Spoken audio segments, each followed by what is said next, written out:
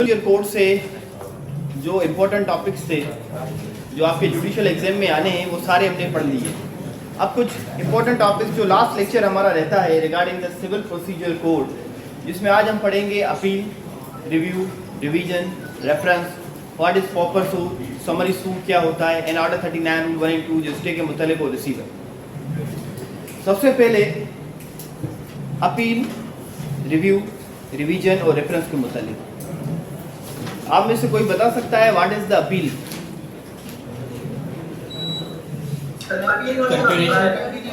Continuation of trial होता है, सही बात है।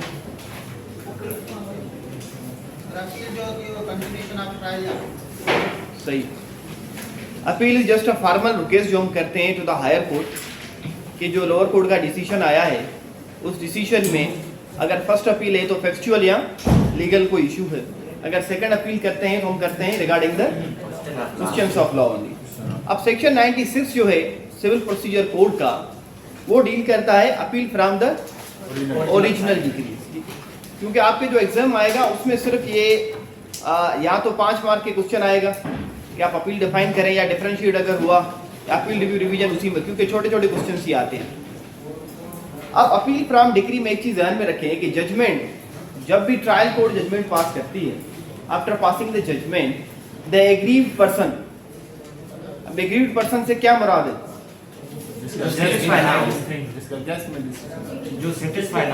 जो केस से अच्छा, वो एग्रीव्ड पर्सन प्लेंटिफ और डिफेंडेंट है या इसके अलावा कोई और भी हो सकता है?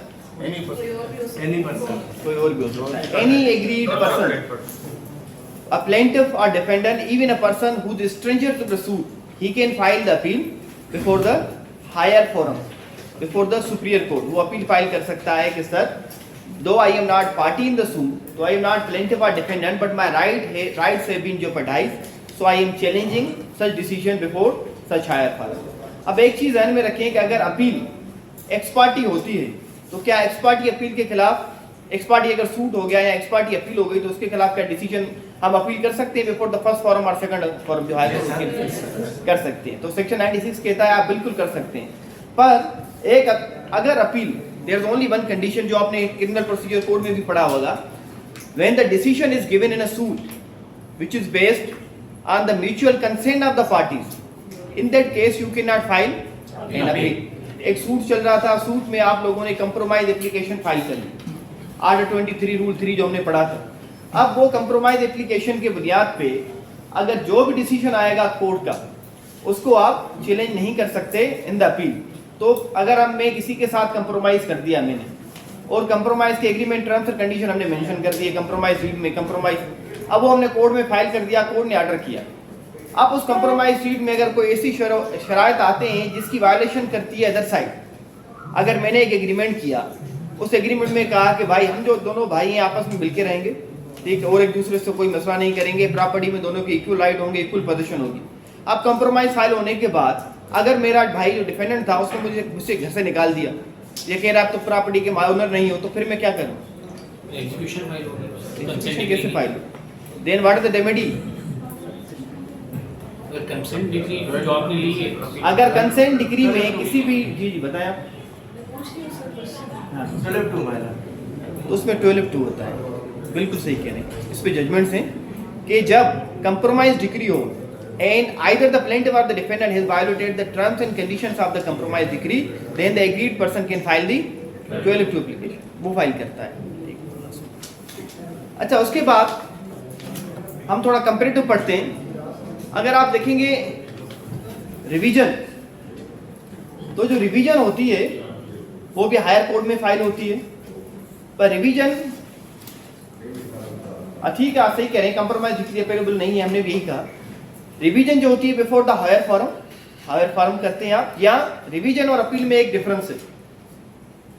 अपील जो भी होती है हमेशा बाय दी पार्टीज होती है और बाय द एग्रीड पर्सन, पर अगर रिवीजन का आप सेक्शन पढ़ेंगे 115 तो उसमें हाई कोर्ट को या डिस्ट्रिक्ट कोर्ट को इख्तियार है कि वो लोअर कोर्ट से RNP से फाइल मंगवा सकती है ऑन इट्स ओन मोशन, या जो पार्टी एग्रीव्ड है वो एप्लीकेशन फाइल करे। अपील हम फाइल करते हैं ऑन द बेसिस ऑफ, अगर फर्स्ट अपील करेंगे सेक्शन 96 में हमने पढ़ी तो कि sir there is issue of facts the trial court failed to properly determine the facts, ठीक है, that's why I am challenging such judgment and decree. अगर हम ये कहें कि सर ट्रायल कोर्ट ने कोई मटेरियल इरेगुलरिटी की है, ट्रायल कोर्ट में some questions of law are to be decided by the appellate court. Sir, some issues were omitted, some issues have not been properly settled. तो उस चीज में second appeal हम फाइल करते हैं अगर क्वेश्चंस ऑफ लॉ हो जाता है तो. रिवीजन में अगर सेक्शन 115 देखेंगे आप तो रिवीजन में कौन सी चीजें आती हैं? On what grounds a person can file the revision before the higher forum? Jurisdiction पे, बिल्कुल सही जी.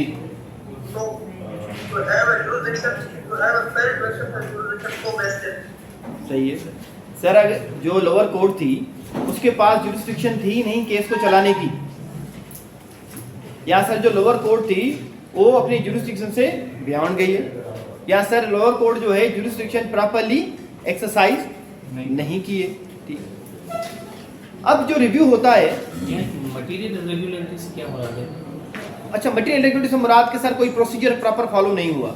अब वो प्रोसीजर प्रॉपर अगर फॉलो नहीं हुआ means after filing the plaint, ठीक है, अब जो सीपीसी में जो भी प्रोसीजर प्रोवाइड किया गया है ट्रायल कोर्ट ने विदाउट फ्रेमिंग द इश्यूज को जजमेंट दे दी, या ट्रायल कोर्ट ने आपको अपॉर्चुनिटी नहीं दी to file the statement which is mandatory requirement, जो भी हो, अगर पर मैंडेटरी मटेरियल इरेगुलरिटी इस नेचर की है जिससे मेरिट्स ऑफ द केस पे फर्क नहीं पड़ता तो वो सेक्शन 100 में ही मेंशन है, तो उस पे आप नहीं कर सकते सेकंड अपील. क्योंकि अगर आप कहें कि सर प्रॉपर नेम मेंशन नहीं है मेरा पूरा, मेरे नेम के आगे मेरी कास्ट नहीं लिखी हुई, बाकी सारे डिस्क्रिप्शन है कि सर ये डिसीजन मटेरियल इरेगुलरिटी है बाय द ट्रायल कोर्ट, आप इस डिसीजन को डिसाइड कर दें तो इस बुनियाद पे कभी भी सेकंड अपील फाइल नहीं होती.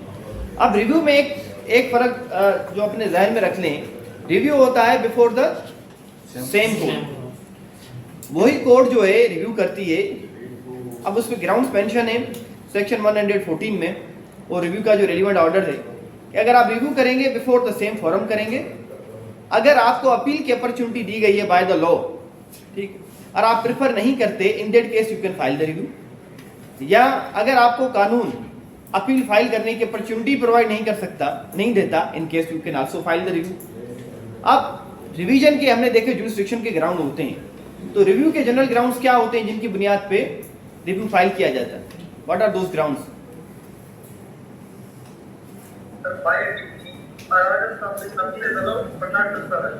हाँ, ये तो ठीक है, ये तो दोनों चीजें हो गई कि जिससे अपील अलाउ हो हम प्रेफर नहीं करते, या जिससे अपील हमें अलाउ नहीं की जाती उन केसेस में रिव्यू कर सकते हैं. But there are some other grounds which are specifically mentioned in the order कि रिव्यू आप कब करते हैं?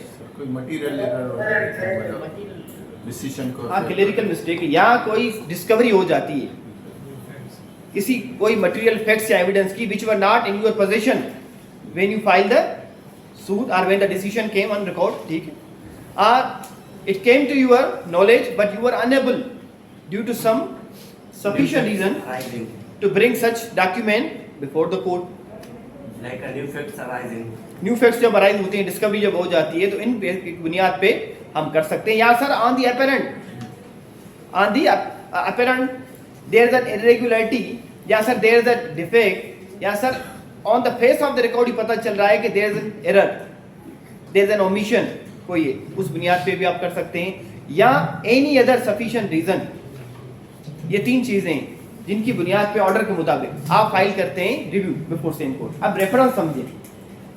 रेफरेंस कोई पार्टी फाइल नहीं करती, रेफरेंस फाइल करती है कोर्ट जब कोई एक सूट चल रहा है या कोई अपील चल रही है.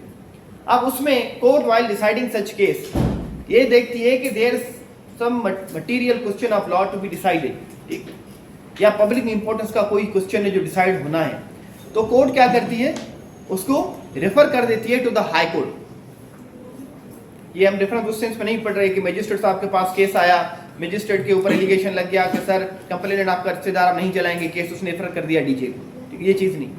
रेफरेंस होता है टू द हाई कोर्ट, और हाई कोर्ट वो क्वेश्चन डिसाइड करके नहीं देती है. For the opinion of the court या हाई कोर्ट का लेने के लिए भी रेफरेंस करती है लोअर कोर्ट्स हाई कोर्ट में. अब सेक्शन 96 में होती है फर्स्ट अपील.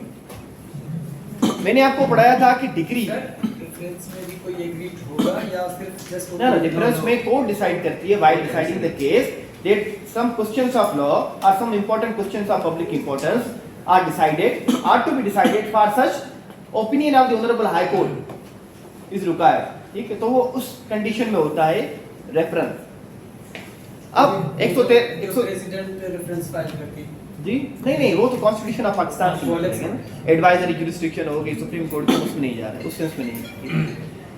अच्छा, एक दूसरी चीज ध्यान में रखें, मैंने आपको शुरू में बताया था कि जब डिग्री होती है आइदर प्रीलिमिनरी हो या फाइनल हो, जो प्रीलिमिनरी डिग्री होगी, अगर कोर्ट ने प्रीलिमिनरी डिग्री पास कर दी, एक पार्टीशन का सूट था, मीन प्रॉफिट्स का सूट था along with the position, court ने अगर प्रीलिमिनरी डिग्री पास कर दी है, मैंने उस डिग्री को उस वक्त चैलेंज नहीं किया, एविडेंस हुई होने के बाद कोर्ट फाइनल डिग्री कर देती है। So when I will challenge the final decree, तो क्या वो प्रीलिमिनरी डिग्री उसी के साथ चैलेंज हो जाएगी फाइनल डिग्री के साथ? नो सर, प्रीलिमिनरी पहले करनी थी। तो ये सेक्शन 97 कहते हैं अगर आप प्रीलिमिनरी डिग्री के अगेंस्ट अपील नहीं करते तो ये बड़ी मैंडेटरी चीज है कि जब प्रीलिमिनरी डिग्री पास हो तो आप उसको उसी वक्त चैलेंज करें। सेक्शन 97 कहता है कि अगर आप उसको चैलेंज उसी वक्त नहीं करते, subsequently when you will challenge the final degree, at that time you cannot challenge the validity of the preliminary degree। ठीक है, ये चीज अपने ज़हन में रखना। उस प्रीलिमिनरी डिग्री जो है वो दोनों पार्टीज को जो है किसी को भी एग्री नहीं करती, तो दैट सिचुएशन क्या करें? प्रीलिमिनरी डिग्री फॉर एग्जांपल अगर पार्टीशन सूट में पास हो जाती है और दोनों पार्टीज के शेयर आ जाते हैं, अगर कोई पार्टी एग्रीड भी नहीं है, then there nothing to challenge. तो अगर नहीं, फाइटिंग में क्या इफेक्ट आएगा? अगर प्रीलिमिनरी डिग्री आ गई किसी प्रॉपर्टी के मुतालिक, भाई फॉर नाउ प्रॉपर्टी की जो फिजिकल पोजीशन है आप डिस्ट्रीब्यूट कर दें, जो प्रॉफिट्स एक्रू हुए हैं बाद में डिसाइड करेंगे। फॉर इंस्टेंस अगर दोनों पार्टी में से कोई एग्रीड नहीं है, इशू ही नहीं आता, तो आप क्यों चैलेंज करेंगे? फाइनल डिग्री से जब एग्रीड होता है अच्छा, फाइनल डिग्री पर होगी रिगार्डिंग द प्रॉफिट्स, तो उसमें जब आप चैलेंज करेंगे फाइनल डिग्री को, तो आपकी जो चैलेंज करेंगे वो उसी एक्सटेंट तक करेंगे कि सर जो प्रॉफिट्स मुझे प्रॉपर नहीं मिले, पोजीशन तो मुझे मिल गई, पर अगर आपको पोजीशन भी सही नहीं मिली और आप उसको उस वक्त चैलेंज नहीं करते, subsequently you can not challenge such preliminary degree. अब सेक्शन क्या कुछ चीजें ऐसे मटेरियल फैक्ट्स हो सकते हैं जो प्रीलिमिनरी रूल डिटरमाइन हुए हो और फाइनल में कोर्ट वो मतलब चेंज कर सकती है, मतलब अगर ना party- वो कोर्ट चेंज नहीं कर सकती, नहीं कर सकती। नहीं कर सकती, वो कोर्ट चेंज नहीं कर सकती। उसके लिए आपको चैलेंज करना पड़ता है उस प्रीलिमिनरी डिग्री को बिफोर द हायर फॉरम, वो चेंज करती है उसमें। अब चेंज कैसे करती है, अपील में कैसे चेंजिंग होती है? या तो जिस हायर फॉरम के पास अपील फाइल की गई है वो उसको रिवर्स करे, या वेरीफाई कर देती है और मॉडिफाई कर देती है, या उसको कंफर्म कर देती है, या कंफर्म करने के बाद अगर आइदर कोर्ट ने कंफर्म किया या से डिसाइड कर दिया। अब इस पे भी एक डिफरेंट इशू है जो आपके टॉपिक का ऐसा नहीं है कि अगर जजमेंट कंफर्म हो तो कौन सी कोर्ट में will be the court of the first instance जिसके पास हम 12(2) की एप्लीकेशन फाइल करेंगे। अगर वेरी हो तो कौन सी कोर्ट हो?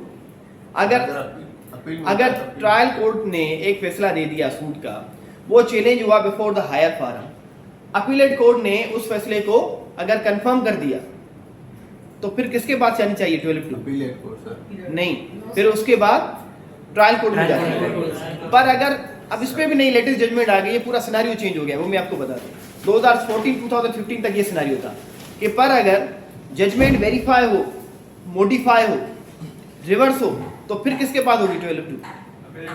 फिर अपीलेट के पास। अब इसके बाद लेटेस्ट जजमेंट आ गई है कि आइदर आप उसको मॉडिफाई करती है अपीलेट कोर्ट, या वेरीफाई कर उसको मॉडिफाई करे, या रिवर्स करे, या वेरी करे, या कंफर्म करे, सेटिस्फाइड करे। इन ऑल केसेस आप 12(2) की application before the court of assistant file करेंगे। ठीक जी सर, बाद में ऐसे होता है कि अगर ठीक है एक पार्टी नहीं थी, 12(2) सिर्फ वो 12(2) लगाएगी, उसके साथ 110 उसकी लगानी जरूरी है? नहीं, उसकी इस पे भी जजमेंट्स हैं। इसके लोकल असिस्टेंट है तभी बनेगी जब वो पहले पार्टी नहीं, बने। 12(2) तो कोई भी फाइल कर सकता है ना, उसमें 110 की जरूरत नहीं है। पहले आप अग्रीड अगर हैं तभी तो आप पहले पार्टी बने फिर बाद में करें। नहीं, हम तो इस सेंस में बात कर रहे हैं कि दोनों पार्टीज हैं।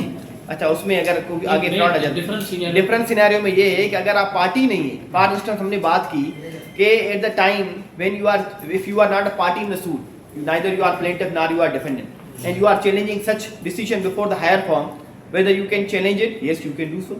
तो फिर दोनों साथ में हो गए, 12(2) भी और 110 भी। नहीं, अब इसमें ये है कि 12(2) की एप्लीकेशन अगर आप फाइल करते हैं, there no need to file 110। कहीं पे 110 अगर आप 12(2) आपने फाइल कर दिया, if you are the agreed party, fraud अगर आपके साथ ही हुआ है, एक कोलूसिव सूट फाइल हुआ बिटवीन द टू पार्टीज, आप उस केस में पार्टी नहीं है, तो 110 की एप्लीकेशन तो आप तब फाइल करेंगे when the suit is pending, during the pendency. During the pendency of suit होता है ना, बट 12F2 की एप्लीकेशन फाइल करने के लिए it is not necessary that you have to file an application and order 1 rule 10 to be the party in the suit, तो ये जरूरी नहीं होता। और दूसरी चीज ये भी समझ लें कि अगर आपके पास दो रेमेडीज हैं, आइदर टू फाइल, इस पे जजमेंट आई है doctrine of election civil law में ना, कि अगर आपको रेमेडी अवेलेबल है either to file application in section 12F2 or to file an appeal before the higher forum, you have to choose one remedy। या लाइकवाइज अगर आप एक्स पार्टी आर्डर को सेटिस्फाइड करने के लिए जा रहे हैं या 12F2 फाइल, अब दोनों रेमेडी ट्रायल कोर्ट के पास है, तो उस केस में भी आपको एक रेमेडी अवेल करनी है। अगर आपने एक रेमेडी अवेल एग्जॉस्ट कर ली, then you can not avail the another remedy. ठीक है, ये चीजें समझ। अच्छा, फिर आता है सेक्शन 99 कि अगर कोर्ट में ने कोई फैसला दे दिया तो mainly on the point of misjoinder और नॉन जॉइंडर और misjoinder non joinder of cause of action, और कोई एरर हो या डिफेक्ट हो जिससे मेरिट पे असर नहीं होता, तो वो केस रिमांड नहीं हो सकता। ये ध्यान में रखें। अब सेकंड अपील सेक्शन 100 कौन से ग्राउंड है for filing second appeal? Questions of law. जैसे आपने क्रिमिनल में पढ़ा कि after filing the first appeal if a person is agreed, तो वो हाई कोर्ट में रिवीजन फाइल करता है। अब वहां पे टर्म मेंशन यूज किया गया है रिवीजन, यहाँ पे सेकंड अपील, दोनों का कॉन्सेप्ट जो है to decide the question of law.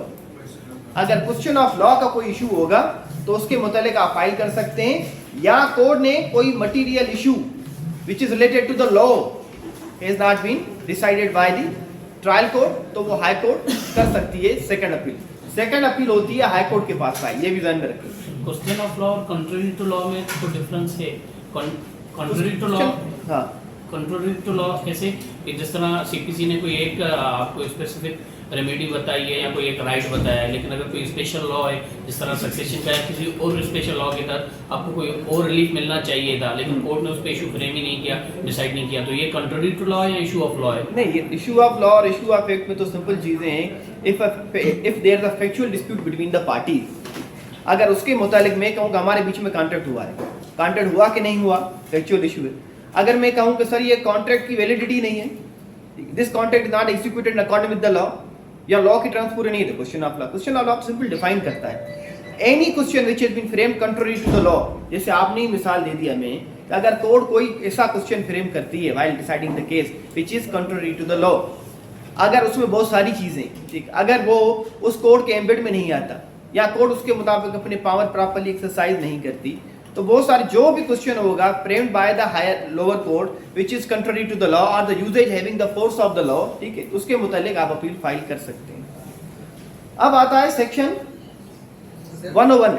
इसमें सेक्शन 99 रीजॉइंडर और नॉन जॉइंडर को थोड़ा ये इसमें प्रीवियस लेक्चर जो है ना हमारा देख लेंगे, उसमें मैंने बताया होगा, ठीक है। चीजें रिपीट करेंगे ना तो टाइम ऑलरेडी कम है कि मिस ज्वाइंडर कौन सी पार्टी को आपको ज्वाइन करना था, आपने नहीं किया, गलती से ज्वाइन कर लिया, नॉन ज्वाइंडर ज्वाइन करना था, आपने नहीं किया, हमने डिटेल में बताया है, वो आप देख लें, ठीक है, वो लेक्चर मेरा है यूट्यूब पे। अच्छा, उसके बाद क्या हाई कोर्ट को पावर है कि while deciding the second appeal कोई इशू फ्रेम करे? ये मोबाइल बंद कर दें काइंडली। क्या हाई कोर्ट को पावर है कि while deciding the second appeal, क्योंकि हमने कहा कि भाई फैक्चुअल इशू तो डिसाइड होता है फर्स्ट अपील। अब अगर हम सेकंड अपील फाइल कर रहे हैं regarding the question of law और the usages having the force of the law या कंट्री टू लॉ है, तो क्या इस चीज में हाई कोर्ट को पावर है कि वो इशू कोई डिटरमिन करे? इशू ऑफ 103 कर सकती है 103। अच्छा, which is not been determined, जो ट्रायल कोर्ट ने ओमिट कर दिया उसी इशू को दोबारा डिटरमिन नहीं करेगी, ये चीज ध्यान में रखें। जो ट्रायल कोर्ट को इशू फ्रेम करना था but the trial court omitted the issue. मैंने अब इसका मैं एग्जांपल दे देता हूं आपको। एक सूट फॉर पोजेशन फाइल किया किसी पार्टी ने, अब सूट फॉर पोजेशन मांग रही है अदर साइड से, डिफेंडेंट कह रहा है sir he is not the owner of the property, वो कह रहा है मैं प्रॉपर्टी का मालिक हूं। Now the question of ownership has not been framed by the trial court. तो इस सूरत हाल में क्या high court while deciding the second appeal can frame such issue which has been omitted by the trial court? Additional evidence holding out sir, हाँ, additional evidence 103 तो कहता है आप कर सकती है, high court can determine an issue which has been omitted. अच्छा, अब इसके अलावा ये हमने पढ़ लिया अपील के, ये तो सारे प्रोविजंस थे related to the appeal from the decree, original decree और appeal from the decree pass by the appellate court. अब कुछ ऑर्डर्स हैं जिनके मुतालिक स्पेसिफिकली प्रोवाइड किया गया है कि अपील हो सकती है, सेक्शन 104 और ऑर्डर 43। सिविल प्रोसीजर कोड का। सेक्शन 43 में कुछ चंद सेक्शंस का हवाला किया गया है, पर ऑर्डर 43 आप पढ़ेंगे तो बड़ा डिटेल में। 24 ऑर्डर है वहाँ। अब ऑर्डर 43 अगर आपके पास बुक है तो उसको देख लें। Order 43 of civil procedure code. अब ये चीज ध्यान में रखें, there is a difference in appeal, जो हम फाइल करते हैं फ्रॉम द डिक्री, ओरिजिनल हो या अपीलेट कोर्ट की हो, and when we file the appeal from the order, क्या फर्क है दोनों में? ऑर्डर में भी जब इलेक्शन कोई सूट पेंडिंग में जब एप्लीकेशन फाइल करते हैं उसको ऑर्डर पास होता है। ये भी सही आपकी बात है कि पर एक चीज मेन जो हमारे ऑर्डर्स में डिफाइन की गई है कि जब आप किसी ऑर्डर के खिलाफ अपील करेंगे तो ऑर्डर 43 रूल 3 कहता है आपको नोटिस देना पड़ेगा prior to filing the appeal. ये इंपॉर्टेंट है, नोट कर लें, आपको नोटिस देना पड़ेगा। Other side you have to provide the copy of such appeal along with the notice, ठीक है। अच्छा, इसके अलावा अगर जी जी अब और अगर आप अपील फाइल करते हैं अगेंस्ट अ डिग्री तो उसमें आपको नोटिस की जरूरत नहीं पड़ती। अब एक मैं दूसरा क्वेश्चन आपसे पूछता हूं कि अगर मैंने कोई स्टे एप्लीकेशन फाइल की, मुझे कोर्ट ने एड इंटरम रिलीफ ग्रांट किया, तो उसके खिलाफ मेरे पास क्या रेमेडी है? How can I challenge such order? Order 39 rule 4. नहीं, order 39 rule 4 is one of the remedy, you are right. You can file, we can file such application before the trial court which is granted the stay। हम उस stay application पे objection file करते हैं या हम order 39 rule 4 की application file करते हैं कि सर स्टे को वेकेट कर दें। अपार्ट फ्रॉम दैट हमारे पास और कौन सी रेमेडी है बिफोर द हायर फॉर्म? जी अपील कहाँ लिखा हुआ है अपील करेंगे? इसी के अंदर लिखा हुआ है। इसमें ऑर्डर 43 के अंदर। ऑर्डर 43 कहता है कि ऑर्डर 39 रूल 1 and 2 से रिलेटेड कोई भी ऑर्डर हो, स्टे ग्रांट का हो, स्टे रिफ्यूजल का हो, स्टे रिकॉलिंग का हो, उसके मुताबिक खिलाफ आप क्या करते हैं? अपील फाइल करते हैं। अब ये सारी चीजें ऑर्डर 43 की आप देख लीजिएगा कौन कौन से प्रोविजन के खिलाफ, कौन कौन से ऑर्डर के खिलाफ जो है आप अपील फाइल करते हैं। अब एक दूसरी चीज, मैंने फर्स्ट अपील फाइल की, फर्स्ट अपील फाइल करने के बाद डिसीजन भी मेरे खिलाफ में आ गया, now there are concurrent findings against me, मैं उसके खिलाफ हाई कोर्ट में अपील फाइल कर देता हूँ। पर अगर मैंने रिवीजन फाइल की और वो रिवीजन मेरी डिसमिस हो जाती है सिविल केसेस में, तो मेरे पास क्या रेमेडी है उसके खिलाफ?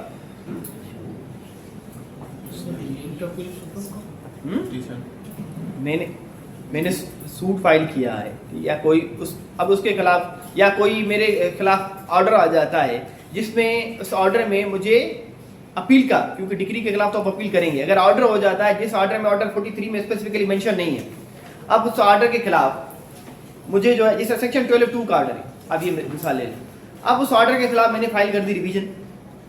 अब रिवीजन में भी अगर डिसीजन मेरे फेवर में आए या अगेंस्ट आए तो दोनों पार्टीज को क्या रेमेडी है? Constitution petition. तो हम उसको there is no remedy, no there is a remedy when revision is dismissed होती है, then we assail such order before the honourable high court in the constitutional jurisdiction. जैसे आपने एसआरपीओ पढ़ा था, एसआरपीओ में अगर फर्स्ट अपील फाइल होती है एफआरए, उसके बाद अगर कोई रेमेडी नहीं होती तो क्या फाइल होती है? Constitution petition. ठीक, इस तरीके से हम उसको पिटीशन फाइल करते हैं। अब एक चीज,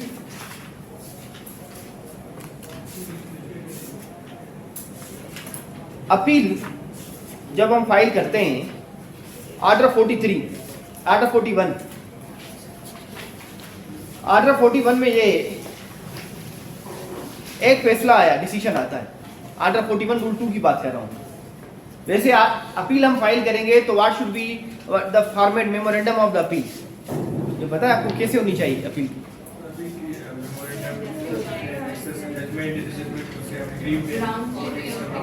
अच्छा, और जब अपीलेट कोर्ट डिसाइड करती है तो वो किस तरीके से डिसाइड करती है? वैसे ही करती है। नोटिस करेगा पार्टीज को, पॉइंट ऑफ डिटर्मिनेशन फिर होते हैं, उन पे डिसीजन आता है, उन पे रीजंस आते हैं, उसी तरीके से करती है। ठीक है, अब किस तरीके से होगी वो ऑर्डर 41 रूल 2 डिफाइन करता है कि मेमोरेंडम के जो कंटेंट्स होंगे वो किस तरीके से होने चाहिए। मैं कुछ रेलिवेंट प्रोविजंस आपके सामने हाईलाइट कर देता हूं ताकि आपको एक कॉन्सेप्ट आ जाए। अब ऑर्डर 41 रूल 2 को समझिए। अगर मेरे खिलाफ फैसला, एक फैसला आता है जो अमूमन आते हैं जिसमें ना प्लेंटिफ खुश होता है ना डिफेंडेंट खुश होता है, ठीक है, एक सूट में ऐसा डिसीजन आ गया। अब उस डिसीजन के बाद प्लेंटिफ ने उसी फैसले के खिलाफ अपील कर दी। अब डिफेंडेंट चाहता है कि मैं भी उस फैसले के खिलाफ अपील करूं, पर अगर प्लेंटिफ ने अपील कर दी है तो जो डिफेंडेंट जिस ग्राउंड से एग्रीड है वो ग्राउंड, उस ग्राउंड्स को चैलेंज करने के लिए उसको सेपरेट अपील फाइल करने की जरूरत नहीं है। वो जब ऑब्जेक्शन फाइल करता है तो उस ऑब्जेक्शन में वो ग्राउंड्स मेंशन करता है, इसको हम क्रॉस ऑब्जेक्शन भी बोलते हैं। मेंशन करता है, मेंशन करने के बाद उसी में वो काउंटर प्रेयर भी कर देता है। अब ये बड़ा इंपॉर्टेंट चीज है, ऑर्डर 41 रूल 5 हमने पढ़ा था कि mere pendency of appeal is no ground to stay the execution proceeding. तो जब हम अपील फाइल करते हैं तो हम अपील के साथ एक एप्लीकेशन फाइल करते हैं, जैसे हमने सूट के साथ फाइल करते हैं ऑर्डर 39 रूल 1 एंड 2 की, उसी तरीके से हम अपील के साथ फाइल करते हैं ऑर्डर 41 रूल 5। अब उसमें कोर्ट डिसाइड करती है, इसमें ग्राउंड दिए गए हैं सब रूल 2 में, सब रूल 3 में, कि while granting the stay even without issuing notice to other side you have to satisfy the appellate court कि sir if this honorable court will not grant me the stay I will bear the substantial loss, my remedy will be infructuous। अगर execution grant हो जाती है या कोई goods है जो मैं हैंडओवर कर देता हूँ, सेल हो जाते हैं इन द ओपन मार्केट, तो मेरे पास अगर मार्केट के ओपन मार्केट में अगर सेल हो गए तो there is no remedy to me to seek the restitution of such grievances. अच्छा, या आप एप्लीकेशन फाइल करते हैं, अगर ये चीज ध्यान में रखें, you have to file the appeal promptly. अगर आप अनरीजनेबल डिले के बाद फाइल करते हैं then the court has the discretion, even in case में भी डिस्क्रिशन है, पर अमूमन कोर्ट जो है डिक्लाइन कर देती है आपको रिलीफ ग्रांट करने से स्टे में, या कोर्ट सिक्योरिटी भी मांगती है। अब एक सब रूल 4 है इसका, वो इंपॉर्टेंट है। जैसे हमने ऑर्डर 39 रूल 1 एंड 2 भी पढ़ेंगे कि उसमें ऑर्डर 39 रूल 1 एंड 2 में कोर्ट स्टे ग्रांट करती है without issuing notice to other side. अब जनरल रूल क्या है कि जब कोर्ट स्टे एप्लीकेशन डिसाइड करेगी तो अदर साइड को नोटिस देगी। लाइकवाइज ऑर्डर 41 का रूल 5 सब रूल 4 कहता है the court while granting the ex parte stay order, ठीक है, there no need for issuing notice to other side, respondent कर सकती है कोर्ट। अब बाकी प्रोसीजरल चीजें आपके काम की इसलिए नहीं है कि जो आप सिविल जज का एग्जाम देंगे ना ऑब्जेक्टिव पार्ट में आएगा, ना रिटन पार्ट में आता है, ना ही ये चीजें आपके इंटरव्यू में आती हैं। ये जो प्रोसीजरल पार्ट है अपील का, ये डील करता है with the exam of additional district and session जज। ये उसके एग्जाम में कि मेमोरेंडम किस तरीके का होना चाहिए, क्या अपीलेट कोर्ट को पावर है कि डिसमिस करे विदाउट अपील। एक फाइल में ओवरव्यू दे देता हूँ आपको, एक अपील फाइल हुई, कोर्ट ने देखा, डेट ऑफ हियरिंग पे फिक्स की, कोर्ट ने ये देखा कि ये अपील तो मेंटेनेबल ही नहीं है, without issuing the notice other side court उसको डिसमिस कर देती है, ठीक है। लाइकवाइज कोर्ट इशू कर जब नोटिस करेगी तो एक चीज ये भी ध्यान में रखें, जब रिवीजन फाइल होती है तो रिवीजन के ऑब्जेक्शंस फाइल नहीं होते, और अगर आप अपील फाइल करते हैं तो ऑर्डर 41 का रूल 12 सब रूल 2 कहता है कि वो जो डिफेंडेंट होगा कि आंसर करेगा। आंसर कैसे करेगा? He will file the objections to the appeal. अच्छा, इसके अलावा जो हमने सेक्शन 96 में पढ़ा कि या अपीलेट कोर्ट्स के जो पावर है, कोर्ट जब हायर कोर्ट अपील डिसाइड करती है at that time additional evidence भी ले सकती है। अब एडिशनल एविडेंस कैसे लेगी? कमिश्नर अपॉइंट करती है, या कमिश्नर अपॉइंट करती है, या जिस कोर्ट ने केस चलाया है उसी कोर्ट को भेज देगी। जी रिमांड बैक करती है। जी बताएं। ले सकती है, दूसरी कोर्ट को भी कर सकती है, या जो कोर्ट ट्रायल कोर्ट है उसको भी दे सकती है, या कमिश्नर भी अपॉइंट कर सकती है, remand court can appoint any person, ठीक है, आप उसको अब वो जाके एविडेंस रिकॉर्ड कर ले। अच्छा, ये ऑर्डर 41 रूल 25 ने पढ़ दिया, अगर कोई इशू ओमिट है तो वो कर सकती है। Mode of taking additional evidence rule 28 में, और पॉइंट्स वो अगर कोर्ट, अब ये चीज ध्यान में रखें, ऑर्डर 41 रूल 29 जब भी एडिशनल एविडेंस के लिए भेजेगी कोर्ट तो वो पॉइंट स्पेसिफाई करेगी जिस पे एविडेंस आनी है। ऐसे नहीं कि जनरल दोबारा पूरी सारी एविडेंस हो जाएगी। अच्छा, किस तरीके से जजमेंट होगी वो 31 में है। अब इसके बाद हम आते हैं ऑर्डर 33 पे। What is order 33? Offer suit. Offer suit क्या है? गरीब ये हम सब हैं। हाँ? जिसके बाद 1000 से भी कम पैसे हो, हाँ, जिसके पास 1000 से भी कम पैसे हो, और उसमें या माइनस करेंगे उसके बाद या अगर उस बंदे के पास जो वेयरिंग अपैरल्स है बेचारे के पास, या नेसेसरी आर्टिकल्स हैं, इसके अलावा कुछ भी नहीं है, तो वो क्या करता है? प्रॉपर सूट फाइल करता है। उनका असर दिन बचाने पर न खा कर। हाँ, अच्छा, प्रॉपर सूट फाइल करने का पर्पस क्या होता है? कोर्ट फी नहीं देनी पड़ती। क्या होता है पर्पस? फीस नहीं देनी कोर्ट फी कोर्ट एग्जाम हो फी नहीं जाती देनी है। पड़ती, मैडम बिल्कुल सही कह रही है। पर्पस ये होता है to save the person from court fees paying the court fee. पर ये कोर्ट फी कभी जान नहीं छूटती उसकी, जब वो जीत जाएगा ये भी ध्यान में रखें। जब पैसे ठीक है, आएंगे- गवर्नमेंट पैसे आपसे लेगी, वसूली पूरी करेगी। लेकिन ये तो एडमिट ही नहीं होता क्योंकि बहुत डिफिकल्ट आजकल के दौर में तो एडमिट हो भी नहीं सकता है ना। कौन सा बंदा है जिसके पास 1000 नहीं है? सर रिसेंटली या पंजाब कौन सी प्रॉपर्टी है जिसके पास जिसकी वैल्यूशन 1000 रुपए है, आइदर मूवेबल या अनमूवेबल? लेकिन लॉ तो अभी एग्जिस्ट कर रहा है। हाँ, लॉ तो एग्जिस्ट कर रहा है। हमने ये कहाँ कहा कि लॉ जो रिडंडेंट हो गया या लॉ रिपील हो गया। हम कह रहे हैं कि इसकी प्रैक्टिस ये वेदर दिस इज प्रैक्टिकेबल और नॉट, है कि नहीं? तो 99% केस की सिचुएशन में तो ये नहीं होता। आप कोई एक्सेप्शनल केस हो, ठीक है, कोई फारिग वेला बंदा हो जिसको कुछ करने का शौक भी नहीं, कुछ है भी नहीं, ठीक है, पर वो कोर्ट में जाएगा क्यों? या सर उस सिचुएशन में अब- अब उसके पास प्रॉपर्टी है लेकिन वो मतलब उसके क्लेम वगैरह उसके अगेंस्ट आ रहा है, सारी प्रॉपर्टी उसकी कंट्रोल में हो रहा है। वो भी ठीक। अब दूसरी चीज, पॉपर सूट कैसे फाइल होता है? चलिए सर, परमिशन फॉर जैसे ऑर्डिनरी नहीं, ऐसे तो नहीं होता। सर एप्लीकेशन फॉर डिक्लेरेशन होती है। एक एप्लीकेशन फाइल होती है, एक एप्लीकेशन फाइल होती है। उस एप्लीकेशन में आप सूट के सारे कंटेंट मेंशन करते हैं। उस एप्लीकेशन में जब आपने एप्लीकेशन फाइल कर देते हैं तो कोर्ट को पावर है कि वो इंक्वायर कर सकती है कि हाँ भाई ये प्रॉपर है कि नहीं है। जब कोर्ट सेटिस्फाई हो जाती है कि जी बिल्कुल इसकी कंडीशन तो यही है कि 1000 रुपए से ज़्यादा इसके पास पैसे नहीं है या नेसेसरी अपैरल्स नहीं है, इसके पास आर्टिकल्स नहीं है, तो उस केस में कोर्ट जब डिटरमाइन कर देती है कि हाँ जी बिल्कुल यही चीज़ है, तो वो कोर्ट सूट आपका एडमिट करती है। अब वो जो सूट आपने प्रॉपर एप्लीकेशन फाइल की है तो फिर वो कन्वर्ट हो जाता है इन दी ऑर्डिनरी सूट। फिर बाद एडमिशन होने के बाद, पर अगर एडमिट ही नहीं होता तो वो डिसमिस हो जा कर देती है कोर्ट, इनिशियल स्टेज ही थी। अब ये चीज लाजमी है, उसके लिए ये लाजमी नहीं है कि आप प्लेंट की शक्ल में उसको ले आएंगे। उसको अब ये है कि जो आप प्लेंट में फैक्ट्स मेंशन करते हैं या ग्राउंड्स मेंशन करते हैं वो सारी चीजें आपको मेंशन करनी पड़ती हैं उस एप्लीकेशन में जो आप फाइल करते हैं। सर इसकी जो लिमिटेशन टाइम पीरियड स्टार्ट होगा ना जब से वो कन्वर्ट होगा ना तब से होगा। तब से होगा, ये भी सही है, ये बहुत बड़ी बिल्कुल सही। अच्छा, इसके बाद एक्सप्लेनेशन दी गई है हु इज अ पापर। A person is a pauper when he is not possessed of sufficient means to enable him to pay the fee prescribed by law for the plaintiff in such suit, or where no such fee is prescribed when he is not entitled to property worth 1000 rupees other than his necessary wearing apparel and the subject matter of the suit. अब contents of application जो हमने कहा था Order 33 Rule 2 के मुताबिक जो application file होगी, वो जो भी आप एप्लीकेशन फाइल करेंगे, application for permission to sue as a pauper shall contain the particular required implained in the suit. वही जो मैंने आपको चीज बताई वो सारे आपको पर्टिकुलर्स मेंशन करने उस एप्लीकेशन में जो आप एक सूट में मेंशन करते हैं। उसमें आपको ये भी चीज जरूरी है कि शेड्यूल भी देंगे अलॉन्ग विद द प्लान, जो ऑर्डिनरी सूट में आप नहीं देते। आप शेड्यूल आप मूवेबल और immovable property belonging to the applicant with estimated value उसकी क्या है। अब उसके बाद प्रोसीजर है कि आर्टिकल 33 रूल 3 में को प्रेजेंट कैसे करेंगे। आर्टिकल 3 रूल 4 में एग्जामिनेशन ऑफ एप्लीकेंट कोर्ट करती है या रिजेक्शन ऑफ एप्लीकेशन क्या होगी।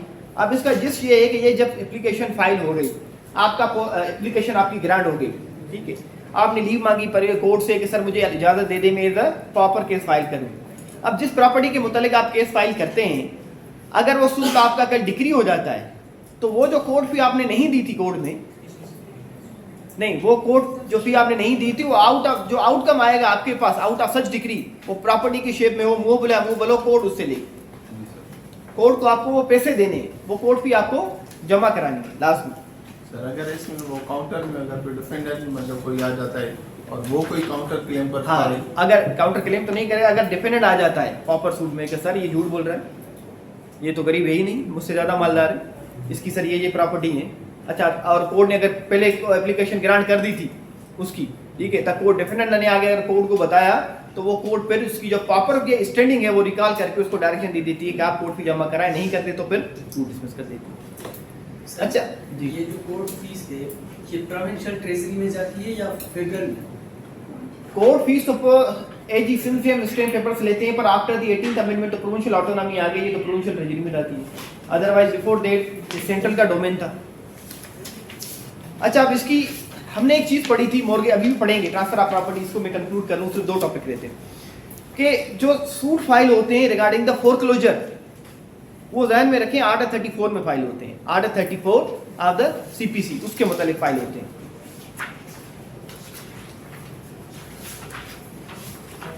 अब एक चीज आर्टिकल 37, कोई मुझे बता सकता है what is the difference in an ordinary suit and in a summary suit? Sir ordinary suit में आपको समरी सूट में लीड टू डिफेंड आती है डिफेंडेंट की साइड से, और ऑर्डिनरी सूट में रिटर्न स्टेटमेंट फाइल होती है, और दोनों को टाइम पीरियड भी डिफरेंट होता है। रिटर्न स्टेटमेंट 30 डेज में फाइल करनी होती है, और समरी सूट में 10 डेज के अंदर विद इन समन आपने जो है वो सही है, बिल्कुल सही। अब इसका पर्पस क्या है? स्पीडी स्पीडी और एक्सपीडियस ट्रायल होना चाहिए to protect the investors who deal in the financial transaction. ये भी लाजमी नहीं है कि सिर्फ इन्वेस्टर हो, कोई भी बंदा जिसको फाइनेंशियली आप मर्डर ना करें, फाइनेंशियली उसको डिप्राइव ना करें उसके आर्टिकल से मुतालिक, तो एक स्पेशल प्रोसीजर दिया गया कि जब समरी सूट फाइल होगा, ऑर्डिनरी सूट का तुमने पूरा प्रोसीजर पढ़ लिया आर्डर 1 से रूल 21 तक, पर अगर समरी सूट फाइल होता है, जब कोर्ट नोटिस इशू करती है तो सबसे पहले डिफेंडेंट को आके ये बताना पड़ता है कि सर आप मुझे मौका दें, मैं डिफेंड करना चाहता हूं अपने आप को। पर यह चीज भी लाजमी है कि फॉर्म 4 में जो समन इशू होता है उसको वो अकम्पनाई होना चाहिए विद दी प्लेंट। अगर जिस दिन उसको प्लेंट मिल जाती है, कॉपी मिल जाती है सूट की, उस दिन से उसके अब 10 दिन शुरू हो जाते हैं। अब इस पर भी 2 डिफरेंस ओपिनियन है। एक कहते हैं कि अगर समन इशू हो गए, समन जाने के बाद उसी दिन के 10 दिन के बाद उसको फाइल करनी पड़ती है application for leave to defend. अभी आ रही है मेरी आवाज आपको?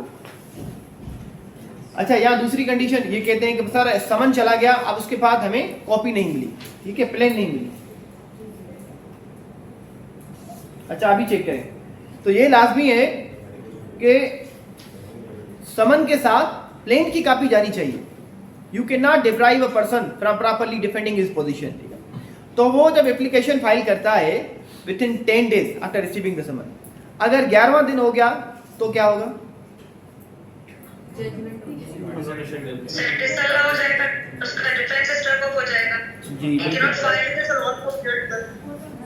नहीं, बट उसकी एक पर्टिकुलर टाइम पीरियड जब दिया जाता है लॉ में, specifically with reference to the summary suit, तो उसमें कोड 148 की एप्लीकेशन भी डील नहीं करती इसमें। हाँ, क्योंकि स्पीडी नेचर है। अगर ये होगा इस तरीके से,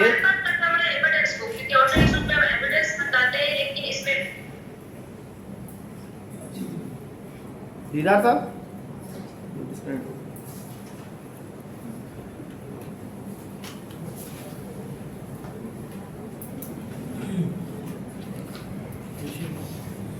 group link share, microwave group पे शेयर करिए।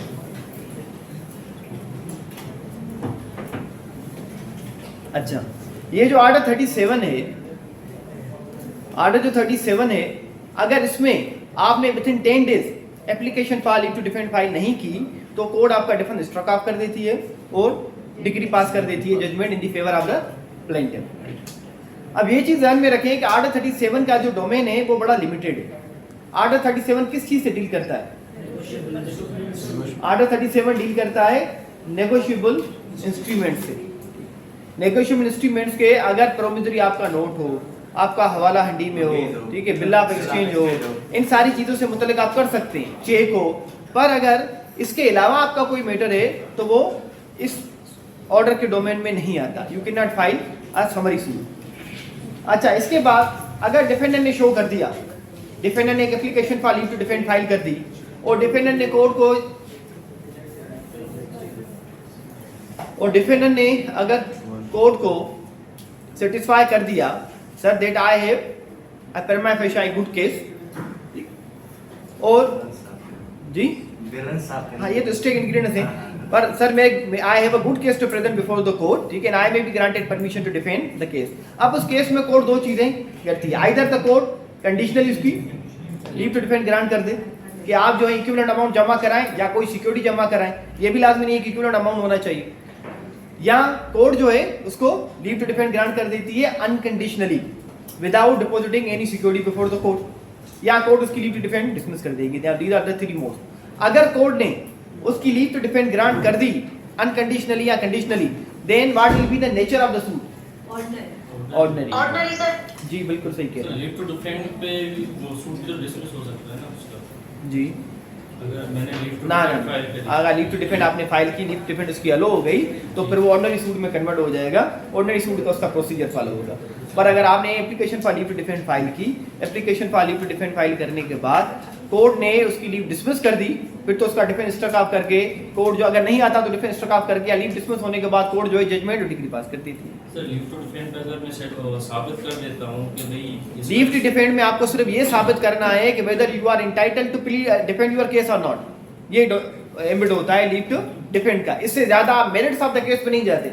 You have to satisfy the court whether you are empowered by the law, whether you are entitled to defend your case or not. Sir मेरा पर्सनल एक्सपीरियंस रहा है, एक leave to defend मैंने file की summary suit में। हाँ। अभी मैंने किया कि भाई इसने जो समरी सूट फाइल की है, इसने गलत फाइल किया, तो लीव टू डिफेंड भी अगर नहीं उसमें तो लीव टू डिफेंड की भी जरूरत नहीं है। अगर एक सूट फाइल होता है जो नेगोशिएबल इंस्ट्रूमेंट के डोमेन में नहीं आता, फिर तो कोर्ट इनिशियली कर सकती है डिसमिस।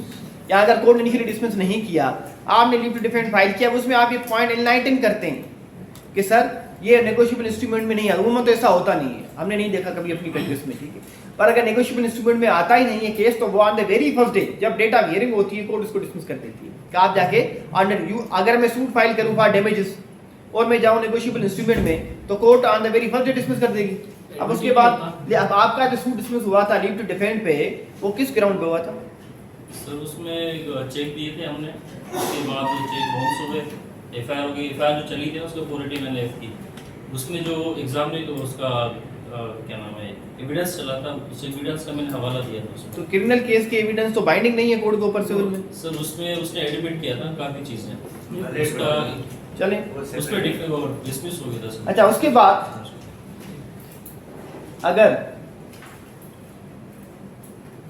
अब उसके बाद देखें आर्डर 38 में एक ही चीज इंपॉर्टेंट है, आर्डर 38 रूल 5 जो इंटरव्यू में भी आता है और जो रिटन में भी आता है। इस पूरे आर्डर को पढ़ने की जरूरत नहीं है, सिर्फ आर्डर 38 रूल 5 को देख लें, ये बड़ा इंपॉर्टेंट है। ये डील करता है विद द अटैचमेंट। अटैचमेंट कब? व्हेन डिफेंडेंट में be called upon two furnish security for protection of property. अब ये कौन सी कंडीशन में होती है अटैचमेंट?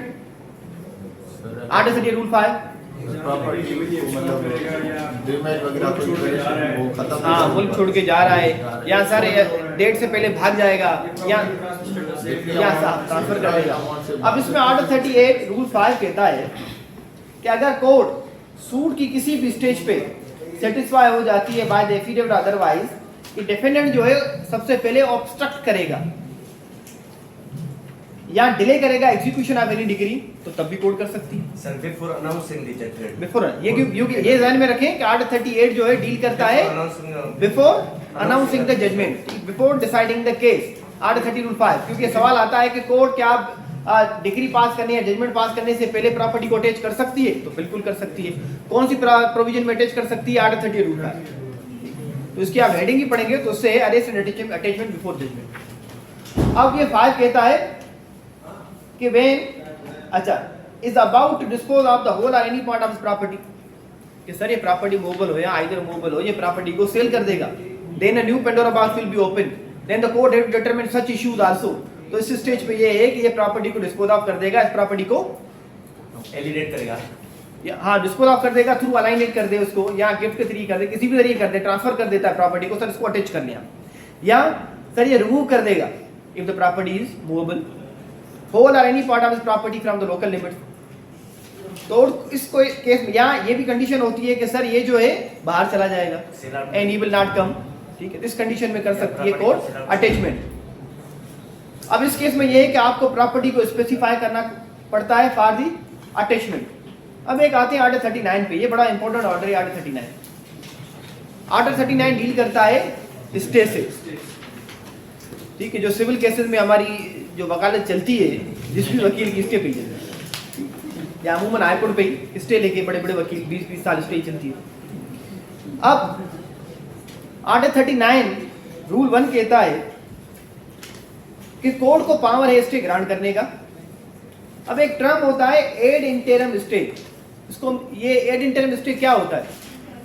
जैसे 15 दिन के लिए किया जाता है। 15 दिन, ये भी सही है। और नहीं स्पेसिफाई टाइम के लिए टाइम स्पेसिफाई किया जाता है, आपको स्टेटस को मिलती है नेक्स्ट डेट पे आपको। हाँ सेकंड पार्ट ये सही है कि कोर्ट जो है जब देखती है, अब इसके आप देखें आर्डर 39 रूल 1 के क्लॉज है कि जब प्रॉपर्टी जो डिस्प्यूट में है, sir such property will be wasted, such property will be damage, ठीक। या अगर रिकॉर्ड ये देखे कि such property will be wrongly sold in execution, अगर ये चीजें आप कोर्ट के सामने लाते हैं और कोर्ट को कहते हैं कि sir if this honourable court will not grant me ad interim stay, जब भी हम स्टे एप्लीकेशन बनाते हैं तो हम नीचे लिखते हैं ad interim stay may be solicited in favour of the plaintiff या may be granted in favour of the plaintiff, ठीक है। अब उसमें कोर्ट कहती है कि अगर आपने इन कंडीशन पे कि जो आर्टिकल 39(1) में अपार्ट फ्रॉम देयर दूसरी कंडीशन से होती हैं, जैसे प्राइमा फेशियाई केस हो, बैलेंस ऑफ इनकन्वीनियंस हो या इरेपरेबल लॉस होगा, आपने कोर्ट को सेटिस्फाई कर दिया तो without issuing notice to other side court आपको स्टे ग्रांट कर देती है, पर वो stay for limited time period होता है। उमूमन जनरली इस ऑर्डर के मुताबिक कम से कम 2 दिन का नोटिस देना लाजमी होता है, पर कोर्ट ने अगर ये ग्रांट स्टे कर दी तो वो विद इन 15 डेज तक अपने पास रखेगी। जी जी, अगर in the absence of the defendant, otherwise court dispose of करना है कि डिफेंडेंट नहीं आता विद इन 30 डेज। अच्छा, अगर डिफेंडेंट आ गया तो वो स्टे ऑर्डर इफेक्टिव होता है कब तक? नहीं, वो तो कोर्ट का ऑर्डर होता है टिल नेक्स्ट ऑफ हियरिंग। इस पे तो भी हाई कोर्ट का सर्कुलर भी आ गया कि आपको स्टे कराने की बार-बार एक्सटेंड कराने की जरूरत नहीं है स्टेटस को। पर एक चीज हम ये कह रहे हैं कि अगर कोर्ट ने एक ad interim stay order grant कर दिया, 15 दिन की डेट रख दी, डिफेंडेंट आ गया, डिफेंडेंट ने अपना काउंटर एफिडेविट जमा करा दिया, तो वो जो स्टे ऑर्डर होता है 6 महीने तक इफेक्टिव होता है। या कोर्ट अगर ऑर्डर कर दे till the final disposal of the suit, या कोर्ट उसको एक्सटेंड कर दे, ये अलग बात है, अदरवाइज 6 मंथ होता है। अब अगर मैं कहता हूं कि सर आपने जो स्टे ऑर्डर पास किया ऑर्डर 39 रूल 1 को कंसीडर करके, जिसके जरिए आपने रेस्ट्रेन किया डिफेंडेंट को कि आप प्रॉपर्टी को वेस्ट ना करें, डैमेज ना करें, सेल ना करें, अलाइन ना करें या जो भी चीज, पर सर आपके स्टे ऑर्डर ग्रांट करने के बाद भी there is continuous breach of such stay order.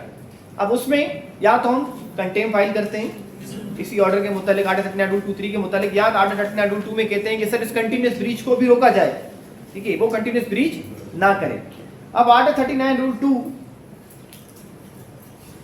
का 3 कहता है कि अगर डिसओबीडियंस होगी कोर्ट के ऑर्डर की, तो कोर्ट जो है वो प्रॉपर्टी पर अटैच कर सकती है, या प्रॉपर्टी अटैच करने के अलावा 6 महीने तक उसको सिविल प्रिजन भी भेज सकती है। अब ऑर्डर 39 रूल 4 ये भी इसमें इंपॉर्टेंट है कि अगर एक स्टे ऑर्डर ग्रांट हो गया, अब एड इंटरिम स्टे ऑर्डर है, मैं उसको चैलेंज नहीं करना चाहता इन अपील, जो हमने ऑर्डर 43 पढ़ा कि 3 का नोटिस देके फिर मैं ऑर्डर 43 के मुताबिक अपील फाइल कर लूँ, तो उस केस में ऑर्डर 39 रूल 4 की एप्लीकेशन फाइल होती है कि सर आपने जो ऑर्डर पास किया है या तो इसको सर्टिफाइड कर दें या इसको मॉडिफाई करें, ऐसा ऑर्डर को सर आप वेरी करें, ठीक। इस कंडीशन में जब आप एप्लीकेशन फाइल करते हैं, उसकी एप्लीकेशन पे भी आप काउंटर फाइल करते हैं, आपकी एप्लीकेशन पे भी काउंटर फाइल होने के बाद कोर्ट डिस्पोज ऑफ करती है बोथ एप्लीकेशन साइमल्टेनियसली, या ये भी जरूरत नहीं है कि साइमल्टेनियसली करे। आपने जब ऑर्डर 39 4 की एप्लीकेशन फाइल कर दी और आपने कोर्ट को सर्टिफाई कर दिया कि सर जिस डॉक्यूमेंट्स की बुनियाद पे ये स्टे ऑर्डर लिया है इसने, वो डॉक्यूमेंट तो सारे फेक है, ठीक है, या सर ये जिस बुनियाद पे एग्रीमेंट की बुनियाद पे आया है ये तो already fake document, it has been declared by another court, ये फेक हो चुका है दूसरी प्रोसीडिंग में, ये आपके पास कैसे आया है, तो कोर्ट रिकॉल कर सकती है उस ऑर्डर को।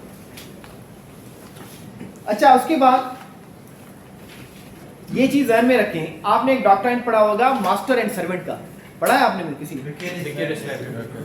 मास्टर एंड सर्वेंट का डॉक्ट्राइन, हमें केसेस से मुतालिक बात कर रहा हूं कि अगर कोई बंदा किसी प्राइवेट कंपनी में काम करता है, प्राइवेट कंपनी में वो कॉन्ट्रेक्चुअल जॉब हो या उसकी प्राइवेट कंपनी में परमानेंट जॉब ही हो, पर ये चीज ध्यान में रखें कि जो उसके रूल्स हैं वो ऑफिशियल गजेट से नोटिफाई ना हो, उसी केसेस में हम कंसीडर करते हैं मास्टर एंड सर्वेंट के रूल को। अगर मैं किसी कंपनी में जॉब कर रहा हूँ, कोई भी प्राइवेट कंपनी है, अब इस प्राइवेट कंपनी में जॉब करने के बाद वो मुझे निकाल देते हैं, तो मेरे पास ये रेमेडी नहीं होती कि मैं सूट फाइल करूं फॉर रीइंस्टेटमेंट इनटू सर्विस, मैं सूट फाइल करता हूं फॉर डैमेजेस, ठीक है। 500 से ज्यादा जजमेंट इसके ऊपर सबकी सेम ही कोर्ट्स की ऑब्जर्वेशन से।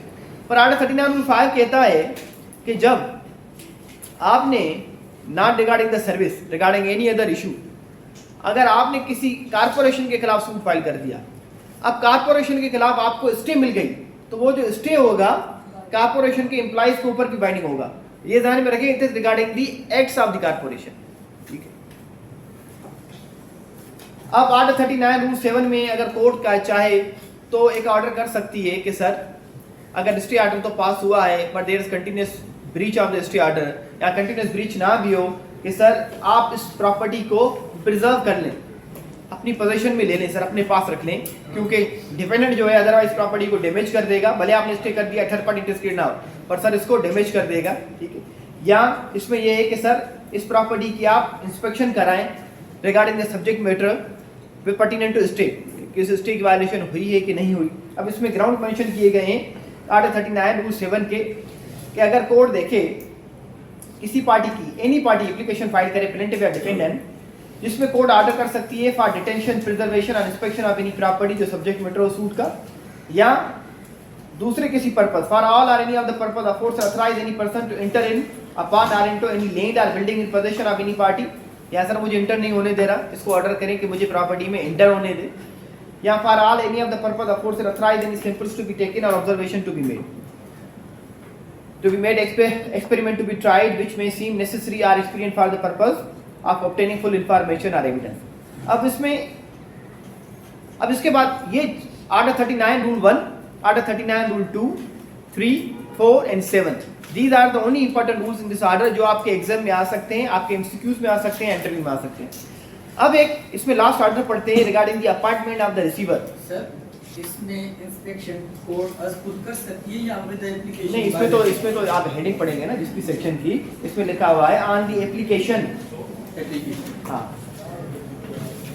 आप and on such terms the things fit, अगर इस क्लॉज को आप इंटरप्रेट करेंगे and on such terms the court thing fit तो कोर्ट कर सकती है इन्फॉर्मेशन भी।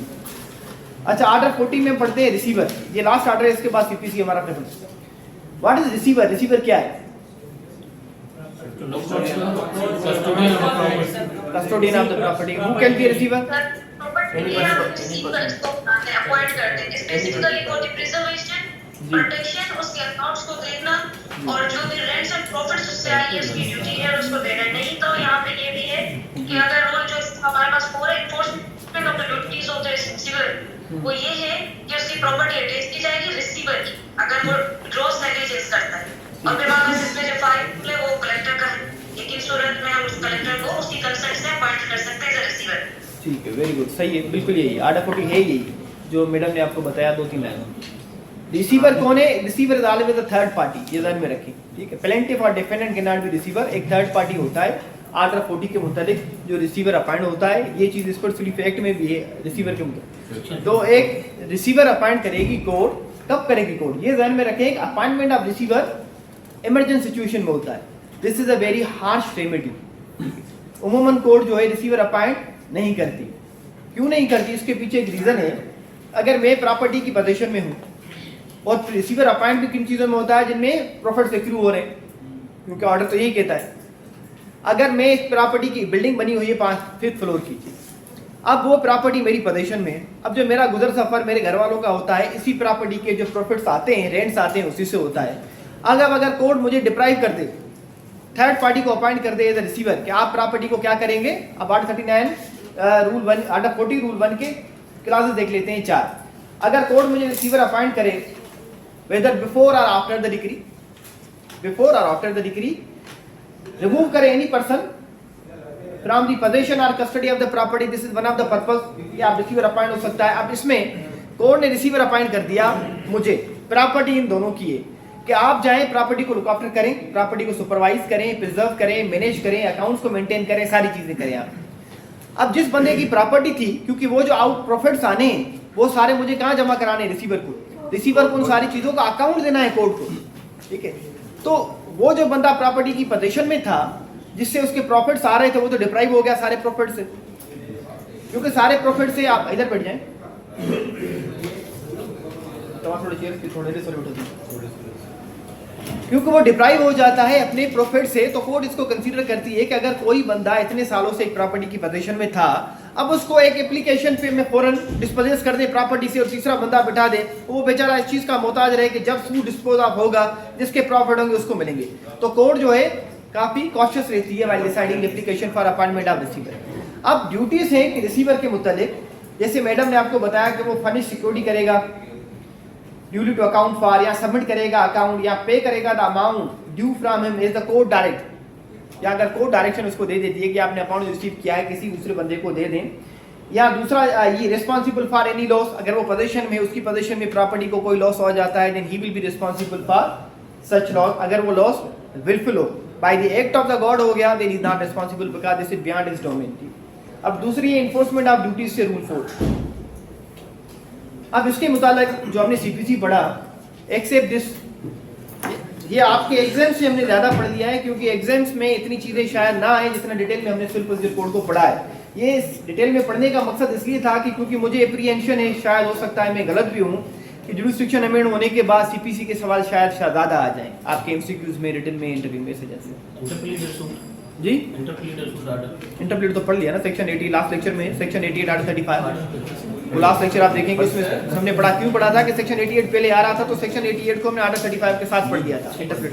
सर इसमें जो रिसीवर सेम के हैं क्योंकि क्रिमिनल में रिसीवर है तो इन दोनों की लायबिलिटी ये सब चीजें सेम है। क्रिमिनल में कौन से प्रोविजन में? 145 में ब्रीच ऑफ पीस में आता है, सीआरपीसी में। हाँ।